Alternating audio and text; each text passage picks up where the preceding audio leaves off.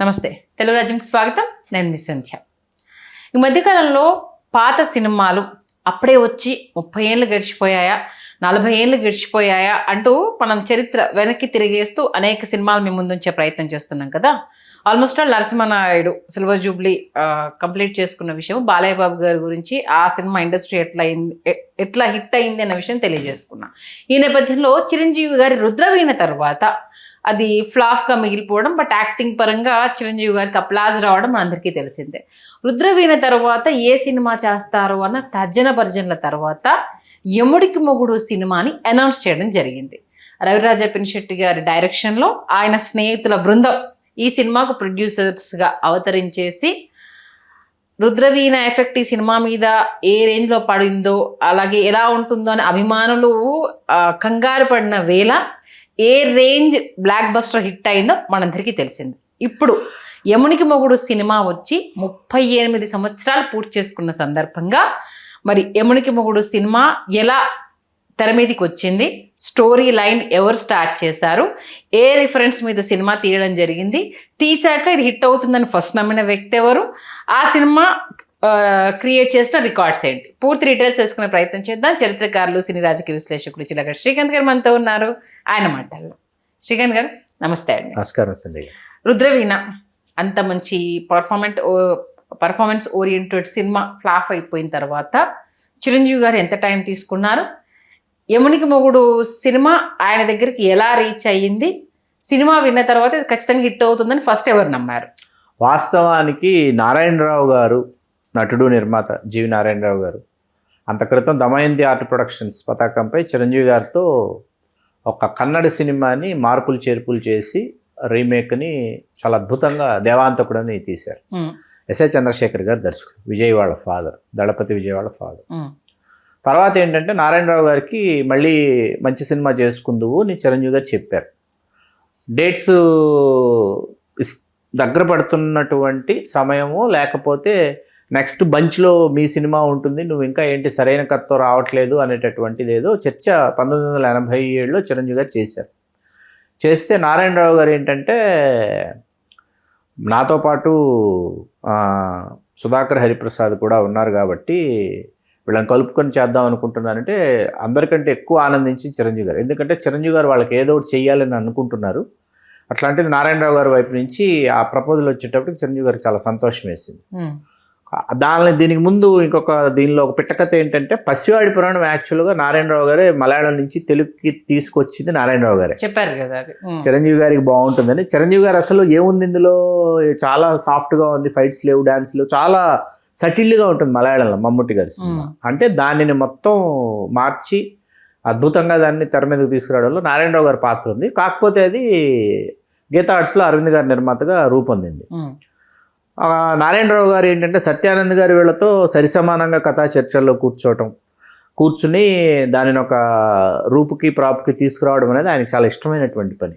అప్పుడు సత్యానంద్ గారు, నారాయణరావు గారు, తోటపల్లి మధు గారు వీళ్ళందరూ కూర్చుని ఏం చేద్దాం ఇప్పుడు అనుకుంటున్నప్పుడు నాగబాబు గారు రెగ్యులర్గా చిరంజీవి గారి కథా చర్చలు ఏం జరుగుతున్నా నాగబాబు గారు ఇన్వాల్వ్ సీరియస్గా అవుతున్నటువంటి టైం అది. ఎందుకంటే అంత క్రితమే రుద్రవీణ ఒకవైపు జరుగుతోంది. రుద్రవీణ కథా చర్చలు బాలచంద్ర గారు తీస్తారో జరుగుతుండగా నాగబాబు గారు నిర్మాత అవతారం ఎత్తుతున్నారు కదా. కథా చర్చల్లో ఆయన అన్నింటిలో పాలు పంచుకోవటం, అన్ని విషయాలు నేర్చుకోవటం, తెలుసుకోవటం. ఆయన హెవెన్ కెన్ వెయిట్ అని 1943లో వచ్చిన నవలాధారంగా సినిమా కూడా వచ్చింది. అది నాగబాబు గారు రెఫర్ చేశారు. చాలా బాగుంటుంది అన్నయ్యకి హెవెన్ కెన్ వెయిట్. మనిషిని పోలిన మనుషులు 7 మంది ఉంటారు, కానీ ఒకరికి సంబంధం ఉండదు అనేది కోర్ పాయింట్. ఓకే, ఆ కోర్ పాయింట్ తీసుకుని వీళ్ళు చేసింది ఏంటంటే దీనిలోకి యమగోళ సినిమా తీసుకొచ్చారు. యమగోళ సినిమాతో పాటు రామారావు గారు రాముడు భీముడు సినిమా తీసుకొచ్చారు. 2 కథల్ని తీసుకొచ్చి 2 కథల్లో ఉన్నటువంటి వినోదాత్మకమైనటువంటి అంశాలు ఏవైతే ఉంటాయి అవన్నీ కూడా యముడికి మొగుడులోకి తీసుకొచ్చి ఇక్కడ కాళీ, బాలు 2 పాత్రల్ని సృష్టించి అక్కడ మధ్యలో అది అద్భుతమైన ఇంటలెక్చువల్ థాట్ అండి. అది ఎవరికి వచ్చింది ఇప్పటికీ నాకు అర్థం అవుతుంది. రవిరాజ పినిశెట్టి గారిదా, సత్యానంద్ గారిదా ఆ థాట్, లేకపోతే చిరంజీవి గారిదా, నారాయణరావు గారిదా అర్థం కాదు. అదేంటంటే మిగతా వాళ్ళు ఎవరెవరని చూపించే క్రమంలో చిరంజీవి గారి సినిమాలోని క్యారెక్టర్స్ని చూపిస్తారు. విజేత సినిమా, అడవి దొంగ సినిమా అలా చూపిస్తారు. అంటే ఈ క్యారెక్టర్స్ ఎండ్ అయిపోతాయి, 7 మంది అనేటప్పుడు వీళ్ళలో నువ్వు ప్రవేశించడానికి పాసిబుల్ ఉంటుంది అనేసి అని ఒక్కొక్కరిది చూపించడం చూపిస్తారు. చూపించిన తర్వాత బాలరాజుని చూపిస్తారు. బాలరాజు చిరంజీవి విజయశాంతి గారి సాంగ్ ఎక్కువ బండి ఎక్కువ మామ సాంగ్తో ఇదవుతుంది. మీకు ఓపెనింగ్ నాకు ఇవాళకి చిరంజీవి గారి సినిమాల్లో నాకు ఇష్టమైన ఇంట్రడక్షన్, చిరంజీవి గారి హెల్మెట్ ఇలా తీసేసి హెల్మెట్ తీసి విసురుతాడు అనమాట లారీలో ఉన్న లారీ డ్రైవర్కి. Extraordinary introduction. దాంట్లో ఏంటంటే ఆయన లెగ్స్ దగ్గర నుంచి పాదాల దగ్గర నుంచి షార్ట్ పెట్టాడు రవిరాజ పినిశెట్టి గారు. ఈ సినిమాకి సంబంధించి హీరోయిన్స్ దగ్గరకు వచ్చేటప్పటికి విజయశాంతి గారు, రాధ గారితో పాటు అంబిక్ గారు స్పెషల్ డాన్స్ చేశారు నాట్యం మీద సాంగ్లో, యమలోకంలో. ఇంకా సత్యనారాయణ గారు, అల్లు రామలింగయ్య గారు ఏ యమగోల్లో చేసినటువంటి పాత్రలు ఈ సినిమా విజయానికి ఆ పాత్రలు చాలా ముఖ్య పాత్ర పోషించాయి. ఎందుకంటే యమగోళ విజయానికి దిక్సూచిలా నిల్చున్న సత్యనారాయణ గారు, అల్లు రామలింగయ్య గారు ఇందులోనే వాళ్ళు యముడు చిత్రగుప్తుడు కావటం. అల్లు రామలింగయ్య గారి హెల్త్ కండిషన్ బాగాలేదు అప్పుడు కొంచెం. దాంతో విచిత్రగుప్తుడు అనే పాత్రని సృష్టించి కొన్ని సన్నివేశాలు సుత్తివేలు గారు చిరంజీవి గారితో ఫాలో అయ్యేటటువంటి విధంగా కొన్ని సీన్స్ ప్లాన్ చేసుకున్నారు. కోటగారు, గొల్లపూడి గారు ఎంత అదరగొట్టారో, రావుగోపాలరావు గారు, ప్రసాద్ బాబు గారు అంతే అదరగొడితే వీళ్ళందరికంటే ఎక్కువ పేరు ఈ చిత్ర నిర్మాతల్లో ఒకరైన సుధాకర్ గారికి వచ్చింది. ఆయన రాత్రికి రాత్రి ఓవర్ నైట్ స్టార్ కమెడియన్ అయిపోయాడు ఆయన ఈ సినిమాతో. ఆయన అసలు ఆయన బాడీ లాంగ్వేజ్ కావచ్చు, ఆయన డిఫరెంట్ మేనరిజం కావచ్చు, పితా అంటూ ఆయన చేసేటటువంటి పితుహు అవన్నీ చేస్తూ ఆ కామెడీ అసలు మామూలు కామెడీ కదా ఆయన చేసింది. ఓవర్ నైట్ స్టార్ కామెడీని అయిపోయాడండి ఆయన. ఈ సినిమాలో మీకు హీరో చిరంజీవి గారు, డైరెక్టరు రవిరాజ పినిశెట్టి గారు, స్క్రిప్టు డిమాండ్ చేసింది. కానీ దీనిని విజువల్ ఫీస్ట్గా మలిచినటువంటి ఘనత మాత్రం సినిమాటోగ్రాఫర్ కేసీ హరి గారిది. ఓకే. ఎందుకంటే మూడ్ అండి, ఆ లైటింగ్ని ఆ మూడ్ని సెట్ చేసి ఓపెనింగ్ కాళీ క్యారెక్టర్ ట్రావెల్ ఎలా ఉంటుందంటే అదొక ట్రావెల్లో ఒక మూడ్లో కంప్లీట్ మాసివ్గా ఉంటుంది. బాలరాజు దగ్గరకు వచ్చేటప్పటికి టోటల్ క్లాసీగా రాముడు భీముడు సినిమాలో ఎన్టీ రామారావు గారు రాజనాల చేతుల్లో దెబ్బలు తినేటటువంటి ఎపిసోడ్ తీసుకొచ్చి ఇక్కడ రావుగోపాలరావు గారి చేతుల్లో చిరంజీవి గారు దెబ్బలు తింటాం. తిరిగి అతని శరీరంలో ప్రవేశించిన కాళీ తిరిగి రావుగోపాలరావు గారిని కొడుతున్నప్పుడు వచ్చేటటువంటి ఆప్లాస్ థియేటర్ మీకు ఒక్కసారిగా అసలు ఊగిపోయింది. మారుమోగిపోవటం కాదు, ఇంక అట్లా కాదు. ఈ సినిమాలో అప్పటికి చిన్న సినిమాలకి సంగీత దర్శకులు అన్న రాజ్కోటి గారిని తీసుకొచ్చి, అది కూడా నారాయణరావు గారు, జీవి నారాయణరావు గారు తీసుకొచ్చి వాళ్ళు చిరంజీవి గారికి సంగీతం చేయాలని చెప్పి ఒప్పించి చేయించుకోవటం. 6 పాటలు 6 బ్లాక్ బస్టర్లు అవ్వటం. అసలు బెంగళూరులో చేసిన సాంగ్ ఏది, బహుశా నేను బందర్లో చూసుకుంటా, బెంగళూరు. 2 పాటలు 2 పాటలు బెంగళూరులో చేశారు. బహుశా నేను బందర్లో చూసుకుంటా, అందం హిందోళం, మధురం తాంబూలం 2 బెంగళూరులో చేశారు. ఈ సినిమాకి single title card, lyrics Veturi Sundararamamurthy గారు. అందం హిందోళం, మధురం తాంబూలం. ఆ పాట అసలు చెప్పుకోదగ్గ పాట. ఇవాళకి అప్పటికిప్పటికి సుప్రీం హీరో అంటే ఆ మ్యూజిక్ అసలు ఒకసారిగా మనకి తారా గారు చేసినటువంటి కొరియోగ్రఫీ కావచ్చు, అవన్నీ కూడా అభిమానులకి పండగ. 1988 ఏప్రిల్ 29. ఈ సినిమా అప్పట్లో ఏంటంటే హైయెస్ట్ బడ్జెట్ అండి, లక్షల్లోపే, ₹1,00,00,000 తెలుగు సినిమా బడ్జెట్ ఉన్న సమయంలో ఈ సినిమా 1,25,00,000 బడ్జెట్. ఓకే. దాంతో ఏదైతే ఎక్సెస్ అయిపోయినటువంటి బడ్జెట్ దృష్ట్యా హెవీ బడ్జెట్ అవడంతో దీనిని గీతా ఆర్ట్స్ నెగిటివ్ రైట్స్ తీసుకోవడం, సురేఖ గారి పేరు మీద రాసి ఇచ్చారని జీవి నారాయణరావు గారు చెప్తారు. కాకపోతే అరవింద్ గారి గీతా ఆర్ట్స్లోనే సినిమా ఉంది. ఇవాళకి మనకి యూట్యూబ్లో కూడా గీతా ఆర్ట్స్లోనే సినిమా మనకు కనిపిస్తుంది. డైనమిక్ మూవీ మేకర్స్ బ్యానర్ అయినప్పటికీ గీతా ఆర్ట్స్లో కనిపిస్తుంది. టేబుల్ ప్రాఫిట్ ఎంత వస్తుంది, లేకపోతే రిస్క్ ఎంత తీసుకుంటాము, ఈ డిస్ట్రిబ్యూటర్స్కి ఏ రేషియోలో దీనిని అమ్ముతామన్నది పక్కన పెట్టి సుధాకర్ గారు, హరిప్రసాద్ గారు, జీవి నారాయణరావు గారికి చెరొక ₹5,00,000 ఇచ్చి రైట్స్ తీసుకున్నారని జీవి నారాయణరావు గారు చాలా ఇంట్రెస్ట్లో చెప్పారు, తెలియజేశారు. అదొక అంశం అయితే, ఇంకా నిర్మాణ నిర్వహణకు సంబంధించి జయకృష్ణ గారు ఆయన భుజస్కంధాల మీదకి ఎత్తుకొని సినిమా నిర్వహించినటువంటి తీరు. సినిమా విడుదలై ఫస్ట్ మార్నింగ్ షో ఇంటర్వెల్కి సూపర్ హిట్ టాక్ అండి. సెకండ్ హాఫ్ అవ్వలేదు ఇంకా, ఇంటర్వెల్కి సూపర్ డూపర్ హిట్ టాక్. ఇంటర్వెల్కి ఫస్ట్ మార్నింగ్ షో ఇంటర్వెల్కి సూపర్ డూపర్ హిట్ టాక్ వచ్చిన తర్వాత ఇండస్ట్రీ హిట్, ఆ టైంకి ఇండస్ట్రీ హిట్, కనీవిని ఎరుగని సూపర్ డూపర్ హిట్.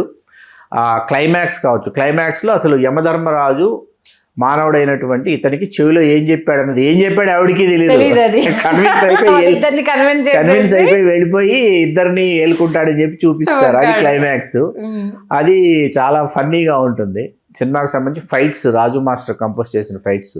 నాకు సూర్యకాంతం గారు చిరంజీవి గారు నడుమన బామ్మ మనవడు ఎపిసోడ్ నాకు చాలా ఇష్టం. ఎందుకు సూర్యకాంతం గురించి ఇంకా మీరు చెప్పలేదు అనేసి అనుకుంటున్నా. ఇటు వచ్చి తల్లి క్యారెక్టర్ లో వచ్చేసి మన అన్నపూర్ణమ్మ గారు, బామ్మ క్యారెక్టర్ లో వచ్చేసి సూర్యకాంతం. అరే ఇంతమంది గురించి చెప్పారు, సూర్యకాంతం గారిని మిస్ చేశారు. వైవిజయ గారు, డాక్టర్ శివప్రసాద్ గారు, ప్రసాద్ బాబు గారు ఎంత బాగుంటుందో. ఆయన పర్సనాలిటీకి ఆయన డైలాగ్స్ కి చాలా అసలు రావుగోపాలరావు గారు ఇంకా అద్భుతం అండి. క్రమశిక్షణలో పెట్టాలి, పెట్టకపోతే క్రమశిక్షణ తప్పాడు అని అన్ని ఒక్కదానికి ఒక్కటి చెప్పుకోదగ్గ సినిమాగా రూపొందించారు. చిరంజీవి గారి స్పెషల్ లుక్స్ గురించి చెప్పాలి. ఒక్కొక్క పోస్టరు ఇప్పుడు ఈ మధ్య కాలంలో అవి చూస్తే ఓల్డ్ మూవీస్ లో ఎంత అందంగా ఉన్నారు ఈ సినిమాలో అయితే నిజంగా. అంటే 33 సంవత్సరాలు కూడా లేవు చిరంజీవి గారికి, అంతే కదా. 1955 బార్న్ అంటే 88 33 ఇయర్స్, 32-33 ఇయర్స్కి ఎటువంటి యవ్వనంతో మెస్మిస్లాడుతుంటారు. కాబట్టి ఆ యవ్వనంతో మెస్మిస్లాడే చిరంజీవి గారితో వానజల్లు గెలుతుంటేనే విజయశాంతి గారి ఈ రొమాంటిక్ ఆ మూడ్లో ఆ సాంగ్, ఇట్లాంటివన్నీ it's a complete commercial matter అండి. ఎముడికి మొగుడు. అంత క్రితం ఎన్టీ రామారావు గారు దేవాంతకుడు అని ఒక సినిమా, తర్వాత యమగోళ, ఈ రెండు చేశారు. రెండు చేసిన తర్వాత ఎముడికి మొగుడి విజయం ఏదైతే ఉందో, ఎముడికి మొగుడి విజయం ఆ తర్వాత రెండు చెప్పుకోదగ్గ సినిమాలు. ఒకటి యమలీల, ఇంకోటి యమ దొంగ. ఈ రెండింటికి చాలా స్ఫూర్తినిచ్చింది. మీకు మన అల్లరి నరేష్ గారు ఇదే టైటిల్తో ఒక సినిమా చేశారు. చాలా మంది చిన్నపిల్లలకి ఇష్టమైన సినిమా అల్లరి నరేష్. చాలా ఆ ఊర కామెడీ, అసలు కామెడీలో ఊర కామెడీ సినిమా ఇంకది అది ఇష్టం. అందం హిందోళం మన తేజు సినిమాలో రీమిక్స్ చేశారు, ఆ పాటను రీమిక్స్ చేశారు, బాగా చేశారు. సుప్రీంలో చాలా బాగా చేశారు ఆ పాటని. కాకపోతే కాపీకాట్ సేమ్ యమగోళలో చేసింది మళ్ళీ రిపీట్ అవుతే జనాలు యాక్సెప్ట్ చేస్తారు, ఇలాంటి డౌట్స్ ఏం రాలేదా? లేదు. సత్యానంద్ గారు వీళ్ళు ఏంటంటే, సత్యానంద్ గారికి ఏంటంటే ఒక సేలబుల్ పాయింట్ ఏదైతే ఉంటుందో, సేలబుల్ పాయింట్ మీకు ఒక జనరేషన్ తర్వాత ఏంటంటే ఇంకొకరి మీద ఖచ్చితంగా అప్లికబుల్ అవుతుంది, బాగుంటుంది అన్న దీనిలో వెళ్ళారు. కాబట్టి చిరంజీవి గారి మీద దట్టు కమర్షియల్ మేటర్ మీద చిరంజీవి గారి మీద అంటే నో డౌట్ ఎట్టాలి అనమాట. అద్భుతం అసలు చిరంజీవి గారి పాత్ర అండి. కాళీ పాత్ర ఒకటి, ఇప్పుడు కాళీ వేరు బాలు వేరు అన్నట్టు ఉంటుంది మనకి. ఇంత అమాయకంగా మమ్మీని బాలరాజు ఎందుకమ్మా బాబా ఎప్పుడు నన్నే కొడుతూ ఉంటాడు, అన్నే తప్పు చేసినా నన్నే కొడతాడు ఏంటమ్మా అంటే అమాయకంగా వస్తుంది. విజయశాంతి టీజ్ చేస్తున్న సందర్భం కావచ్చు, మోటివేట్ చేసే విషయం కావచ్చు. అరటి తోట ఫైట్ ఒకటి ఎక్స్ట్రాడినరీ ఫైట్ అన్నారు.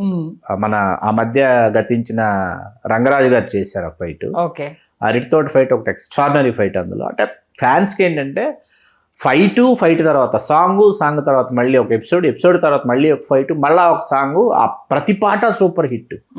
మీకు ఫస్ట్ ఫైటే మీకు ఏది ఆ లారీ వాడిని ఆయన హెల్మెట్ విసిరి అది అయిపోయిన తర్వాత మళ్ళీ వాళ్ళ కాలనీలో ఒక ఫైట్ ఉంటుంది. ఫైటర్ని రమ్మని కళ్ళకు గంతలు చేతులు కట్టేయమని చెప్పి చేస్తాడు చిరంజీవి గారు ఫైట్.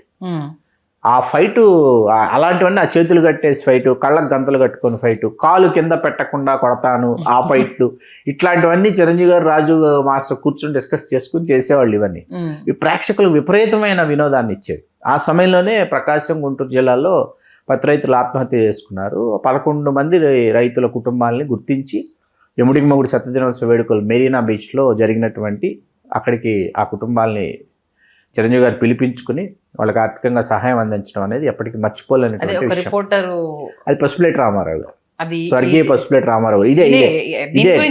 దీని గురించే పసుపులేటి రామారావు గారు చిరంజీవి గారు తెలియజేసింది 10 రైతుల ఆత్మహత్యల గురించి. అవును, ఇవాళకి సీనియర్ చిరంజీవి గారి అభిమానుల్ని ఎవరిని అడిగినా కూడా ఏంటంటే వాళ్ళకి 100 days ఫంక్షన్ అంటే వాళ్ళకి మెరీనా బీచ్ ఎముడికి మొగుడు 100 days ఫంక్షన్ గురించి మాట్లాడతారు. అంటే తమిళనాడు సినిమా పరిశ్రమ వాళ్ళు ఆశ్చర్యపోయారు. అన్ని బస్సులు మన కంబైన్డ్ ఆంధ్రప్రదేశ్ నుంచి చెన్నైకి వచ్చాయి 100 days ఫంక్షన్కి.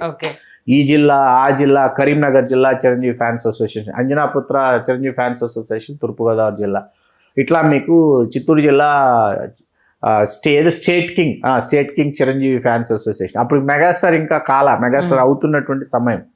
దీని తర్వాత ఎముడికి మొగుడు వీటి తర్వాత ఆయన మరణ మృదంగం రావటం జరిగింది. అప్పటికి ఇంకా సుప్రీం హీరో నుంచి మెగాస్టార్ ట్రాన్స్ఫర్మేషన్ అన్నది ఆగస్టు, ఇదేమో ఏప్రిల్, ఆగస్టుకి మెగాస్టార్ వచ్చింది. అప్పుడు మెగాస్టార్ కాదు కాబట్టి state king, supreme hero, supreme star ఇట్లాంటివన్నీ పెట్టుకొని, ఆంధ్ర కింగ్ ఇవన్నీ పెట్టుకొని చిరంజీవి గారి ఫ్యాన్స్ ఉండేవారనమాట. అటువంటి ఒకనొక అభిమానుల స్వర్ణయుగం అనమాట అది. వాళ్ళని వినోదింపజేసి, మంత్రింపజేసి ఒక మాయాజాలంలోకి తీసుకువెళ్ళి, అసలు నాట్య మీద పాటలో ఆయన చేసేటటువంటి డాన్సింగ్ వెరైటీ డాన్సులు చేశాడు ఆయన. 1-2 కాదు, 3-4 రకాల డాన్సులు చేశాడు ఆయన. అందులో చేసి డాన్సులు అంటే ఇట్లా ఉంటాయని డిఫరెంట్ గెటప్స్ వేసుకుని, కాస్ట్యూమ్స్ వేసుకుని డాన్స్ చేస్తాడు.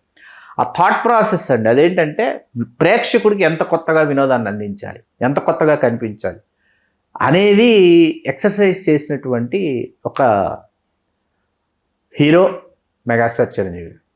మరి ట్రాన్స్ఫర్మేషన్ టైంలో అంటే పక్కనుండి విచిత్రగుప్తుడు మానవ ఇతడికి కిడ్నీ లేదు అనేసి అని అంటే స్టోరీని ముందుకు తీసుకెళ్లడం కోసము ఆ చూపిస్తున్న విజేత స్టోరీలో కాన్సెప్ట్, రాక్షసుడి దాంట్లో కాన్సెప్ట్ ఇవన్నీ చెప్తున్నప్పుడు విచిత్రగుప్తుడు చెప్తుడు మానవ ఇతని ఆయుర్ధ్యం ఇంకొన్ని రోజులు మాత్రమే ఉన్నది అనేసి ఫైట్, సింహంతో ఫైట్. అది అసలు ఎంత కన్విన్సింగ్ గా పాయింట్ ని అంటే యమగోళలో వచ్చేసినంటే ఆయన పూడ్చిపెట్టిన దాంట్లో నుంచి బయటికి తీస్తారు. అది మళ్ళీ మీకు యమగోళలో ఏంటంటే అది డ్రీమ్ అని చెప్తారు, ఇదంతా నిజం కాదు డ్రీమ్ అని చెప్తారు. ప్రభాకర్ రెడ్డి గారు డ్రీమ్ లోకి వెళ్ళి ఇదంతా డ్రీమ్ చేశాడని చెప్తారు. ఇది అలా కాదనమాట. ఇదేంటంటే ఈయనని మళ్ళీ నీ శరీరంలోకి తిరిగి ప్రవేశపెడతాం, ఖాళీ అక్కడికి వెడతాడు. నరకానికి వెళ్ళిన తర్వాత ఏమవుతుంది, ఆయుర్దాయం తీరక చంపేశారని అది అర్థమైపోయిన తర్వాత అక్కడి నుంచి మొదలవుతుంది. తీసుకొద్దాం అనుకునేటప్పుడు వచ్చేటప్పటికి బాడీని తగలబెట్టేశారని తెలిసిపోతుంది, మళ్ళీ తీసుకొస్తారు. ఇప్పుడు ఏం చేయాలి? ఇక ఇది చాలా ఎంటర్టైనింగ్ ఉంటుంది. 7 జన్మలు ఉంటాయి, 7 రూపాలు ఉంటాయి, 7 ఒకే మనిషిని, ఒకే 7 వ్యక్తులు ఉంటారు, 7 అదే రూపంలో. దాన్ని అంత కన్విన్సింగ్ గా చూపించడము, దాన్ని ఎంటర్టైన్ మోడ్ లోకి తీసుకెళ్లడము, అసలు ఒక్కొక్క విషయం అంటే సాంగ్ లో 2 చిరంజీవులతో డాన్సులు చేయించడం. ఒకే సాంగ్ కి ఇటు విజయశాంతి తోటి, ఇటు రాధాతో, ఇద్దరుగాతో డాన్స్ చేస్తూ ఉంటారు. ఆ కన్నెపిల్లతోటి మా తలబట్టేసుకుంటే ఇద్దరిని చేసేసి ఇదేయడము. ఎంత అంటే లైన్ టు లైన్ అలా వెళ్ళిపోతూ ఉంటుంది. బీజేపీ గోల్డెన్ బీచ్ లో తీశారు అన్నమాట. సూపర్ సార్, నిజంగా 38 years అంటే నాకు మెయిన్ చిరంజీవి గారి లుక్స్ గురించే మాట్లాడాలనిపిస్తుంది. దీంట్లో కాస్ట్యూమ్స్ కావచ్చు, లుక్స్ కావచ్చు, 2 అంటే రౌడీ క్యారెక్టరు, నార్మల్ క్యారెక్టర్లో ఈ రౌడీ ఇన్వాల్వ్ అయిపోయి తను చూపించిన విధానం, 2 కాస్ట్యూమ్స్ గురించి, అలాగే చిరంజీవి గారి మేకప్ గురించి చెప్పాలంటే ఏం చెప్తారు? కాస్ట్యూమ్స్ అప్పట్లో షాజీ గారు అండి, షాజహాన్ చక్రవర్తి ఆయన పేరు. శివ గారు, ఎం శివనాథ్, ఆయన శివ గారు చిరంజీవి గారి ఇప్పటి వరకు కొనసాగుతున్నటువంటి మేకప్ మ్యాన్. స్టిల్ శివ గారు ఇంకా మేకప్ మ్యాన్ గా కొనసాగుతున్నారు. శివ గారు, షాజీ గారు వాళ్ళిద్దరూ బావమరుదులు కూడా ఆ తర్వాత అయ్యారు. వాళ్ళు కొమ్ము కాశారు. అట్లాగే చిరంజీవి గారు ఏంటంటే కాస్ట్యూమ్కి సంబంధించి ఆయన చాలా ఇంటర్నేషనల్ మ్యాగజైన్స్ ఇవన్నీ ఆయన రెఫర్ చేసేవాడు. రెఫర్ చేసి అందులో వస్తున్నటువంటి ట్రెండ్స్ ఏవైతే ఉన్నాయో, ఫ్యాషన్స్ ఏవైతే ఉన్నాయో, నెక్స్ట్ లెవెల్కి, నెక్స్ట్ జనరేషన్స్కి ఎట్లా ఉండబోతున్నాయి ముందుగానే తెలుసుకుని అక్కడి నుంచి వేరే కంట్రీస్ నుంచి తెప్పించేవాళ్ళండి. మెటీరియల్స్ తెప్పించి ఇక్కడ దాన్ని ఆయనకు అనుగుణంగా కుట్టించుకునేటటువంటి అలా ఉండేది. ఆయన డిజైన్ చేసుకునేవారు తనంతాను ఎప్పటికప్పుడు. ఆయన ఇప్పుడు అబ్రాడ్ వెళ్ళిన తర్వాత ఏంటి కొత్త ఫ్యాషన్స్ ఏమి వస్తున్నాయి, కొత్తగా కనిపించాలంటే, న్యూ లుక్లో కనిపించాలంటే ఏంటి అనేది ఆయన ఎప్పటికప్పుడు దిశగా ఆయన ఎప్పుడు homework, hard work, smart work 3 చేసేవారు. రిలాక్స్ అయ్యేవారు కాదు. ఈ సినిమాకి ఎన్ని అవార్డ్స్ వచ్చాయి? అవార్డ్స్ కాదండి, ఇది రివార్డుల సినిమా. ఇది అవార్డుల కంటే రివార్డుల సినిమా. ఇది ఉండేది. అంటే ఆ సమయానికి చిరంజీవి గారికి రుద్రమైన కొన్ని పురస్కారాలు వచ్చాయి, స్వయం కృషికి కొన్ని పురస్కారాలు వచ్చాయి. అట్లా ఈ కైండ్ ఆఫ్ ఆ టైంలో ఏంటంటే జడ్జెస్ ఇలాంటి సినిమాలకి ఇవ్వాలని మైండ్ సెట్ ఉన్న జడ్జిలు ఉండేవాళ్ళు. దాంతో వాస్తవానికి కమర్షియల్ సినిమా తీయడం అంత కష్టం మరొకటి లేదు. కళాత్మక సినిమా ఏంటంటే దర్శకుడు, రచయిత కూర్చుని ఊహించుకుని నాకు నచ్చినట్టు నేను తీసుకుంటే వెళ్ళడం కళాత్మక సినిమా. జనాలు చూస్తారా, చూడరా, ఎవరికైనా నచ్చుతుందా, నచ్చలేదా కాదు, నేను అనుకున్నది, రాసుకున్నది, తీసానా లేదన్నది కళాత్మక సినిమాగా నిలిచిపోయేది. కమర్షియల్ సినిమా అది కాదండి. వన్స్ ఆడిటోరియంలోకి ఎంటర్ అయిన తర్వాత పిల్ల, పాప, ముస్లిం, ముతక, ఇవాళకి 1988 ఏప్రిల్ అంటే నా 9th క్లాస్ అయిపోయి నేను 10th వెళ్తున్న సమయంలో ఆ సమ్మర్ హాలిడేస్ని నేను ఎంజాయ్ చేసినటువంటి ఎముడికి మొగుడు నాకు ఇవాళకి గుర్తొస్తుంది. థియేటర్స్ పేర్లు చెప్పమన్నా చెప్తా. Mallikarjuna, Jyothi main theatre, Mallikarjuna second theatre, 2 థియేటర్లలో వచ్చింది. మీరు ఎవరిని మల్లికార్జునలో చూసాము, ఫస్ట్ మార్నింగ్ షో అనమాట చూసాము. మీ మదనపల్లి వాసులు అలా కరెక్ట్ అయిపోతున్నారు. మీరు చెప్పగానే మాకు కూడా మెమరీస్ గుర్తొస్తున్నాయి. శ్రీకాంత్ మల్లికార్జున, జ్యోతిలో పసివాడి ప్రాణం తర్వాత 100 days 4 shows మాకు డైరెక్ట్. 100 days 4 shows అంటే డైరెక్ట్ 100 days సెంటర్ మదనపల్లి అనమాట. 100 రోజులు 4 గంటలతో ఆడింది. 4 గంటలు 100 రోజులు మదనపల్లి. అంత క్రితం పసివాడి ప్రాణం సేమ్ థియేటర్ జ్యోతిలో వరుసగా చిరంజీవి గారి పసివాడి ప్రాణం, ఎమ్ముడికి మొగుడు, నెక్స్ట్ ఇయర్ అత్తకేముడు అమ్మాయికి మొగుడు, 100 రోజులు 4 గంటలతో ఆడాయి మదనపల్లి. ఒక సినిమాని మించి ఇంకో సినిమాని మించి ఇంకో సినిమా, అసలు సంబంధం లేకుండా. ఫస్ట్ వీక్ షేరే 18 లక్షలు వచ్చిందండి ఆ రోజు. ఓకే, ఫస్ట్ వీక్ షేర్ 18 లక్షలు రావడమే చాలా సెన్సేషన్ గా ఫీల్ అయ్యారు. అట్లాగే రాజ్కోటి గారు ఈ సినిమాతో ఎక్కడికో వెళ్ళిపోయారు. ఊహించినటువంటి స్థాయికి వాళ్ళు చేరుకున్నారు అనమాట రాజ్కోటి గారు. ఆ తర్వాత ఏంటి, ఈ సినిమాకు ముందు రాజ్కోటి గారు 5 సినిమాలు 6 సినిమాలు చేశారు, చిన్న సినిమాలన్నీ. వాళ్ళ పెద్ద సినిమా ఇది చిరంజీవి గారు. ఈ సినిమా తర్వాత వాళ్ళ 50వ సినిమా మళ్ళీ రాజా విక్రమార్క 1990కి రాజా విక్రమార్క దగ్గరికి 50 సినిమాలు పూర్తి చేయగలిగారు. సూపర్. కానీ అప్పట్లో రాజ్కోటి గారు సెన్సేషన్ కదా, కాంబినేషన్. మొత్తానికి అత్తకు యమునికి మొగుడు సినిమా ఇంత అద్భుత విజయం సాధించడానికి ఇంతమంది కృషి ఉంది అన్నది నిజంగా వాళ్ళందరూ ఇప్పుడు వెనక్కి తిరిగి చూసుకుంటే ఇలాంటి సినిమా మనం తీసామా అనేసి అని హ్యాపీగా ఫీల్ అవ్వడం, అందులోనూ తన ఫ్రెండ్స్ కి ఒక హిట్ ఇవ్వడము అని ఇవ్వాలనుకుని చేయటం సినిమా. అలాగే రాజ్కోటి ఇలాంటి ఒక మ్యూజిక్ డైరెక్టర్స్ కి ఒక స్థానం పెరిగింది, వాళ్ళ స్థాయి ఇది అనేసి అని చెప్పడం అనేది 38 వసంతాలు పూర్తి చేసుకోవడం అంటే నిజంగా వెనక్కి తిరిగి చూసినప్పుడు ఫ్యాన్స్ కి ఒక్కొక్కరికి ఇప్పుడు చిరంజీవి గారి లుక్స్ అప్పటి లుక్స్ ని కంపేర్ చేసుకుంటూ అప్పుడు ఎంత శ్రమించి ఉంటారు, ఇప్పుడు అంటే ఈజీ మేక్ ఓవర్ అనేది మనకు అసలు అప్పుడు ఏమీ లేవు కదండి, ఏమీ లేని రోజులు కదా, ఏమీ లేని కాలం కదా అది. మంచి విశ్లేషణ ఇచ్చారు. ధన్యవాదాలు శ్రీకాంత్. ధన్యవాదాలు సండి.